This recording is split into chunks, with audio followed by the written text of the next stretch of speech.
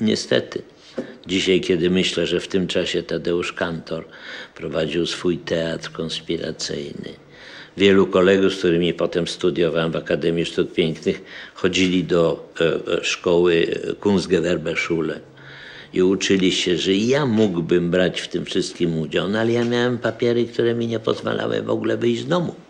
W związku z tym ten rok przebywania w Krakowie dla mnie nie był żadnym, że tak powiem, żadnym wzbogaceniem od strony artystycznej. Może nie, może coś się wydarzyło. Przede wszystkim zobaczyłem witraże Wyspiańskiego w kościele franciszkanów, które zrobiły na mnie wielkie wrażenie.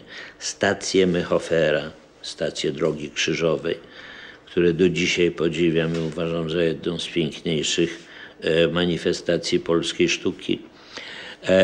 Byłem raz na koncercie, słyszałem Beethovena, bo w Krakowie było zupełnie inaczej niż w reszcie Polski. Kraków był stolicą i odbywały się różne manifestacje. No i miałem możliwość zobaczyć wystawę sztuki japońskiej. Było to ważne dla mnie wydarzenie, bo nigdy przedtem nie widziałem żadnej wystawy sztuki, a Niemcy zrobili tą wystawę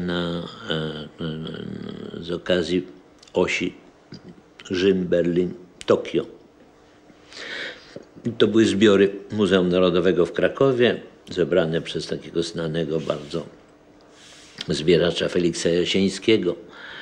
No i potem to właśnie jest powodem, dla którego powstało Centrum Sztuki i Techniki Japońskiej Manga, nazwane właśnie Manga, bo Jasieński taki przybrał pseudonim i od tego pseudonimu nazwaliśmy właśnie to miejsce na jego cześć i jego zbiorów. Wtedy pierwszy raz zobaczyłem sztukę japońską, no i to było dla mnie pierwsza wystawa sztuki w moim życiu ogromnie ważna, dlatego że cała reszta była zamknięta. Nie było, Niemcy całkowicie pozbawili Polaków jakiegokolwiek kontaktu ze sztuką. Zamknięto teatry, zamknięto uniwersytety, zamknięto gimnazja, zamknięto wystawy jakiekolwiek. Także to, co się odbywało, to jest, jeżeli istniało jakieś życie kulturalne, to tylko w domach. No ale do tych domów trzeba było mieć dostęp, a ja byłem nikomu nieznanym chłopcem, a też nie mogłem wyjść na ulicę, no bo nie miałem dobrych papierów.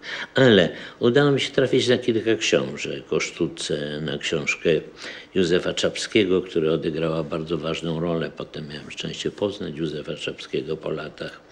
Jego książka o malarstwie otworzyła mi oczy i co jest zdumiewające właśnie, że on tam opisuje jego punkt widzenia. I to, jak on myśli o malarstwie, to jest to, co potem spotkało mnie w Akademii, dlatego że to właśnie grupa jego przyjaciół opanowała Akademię tuż po wojnie.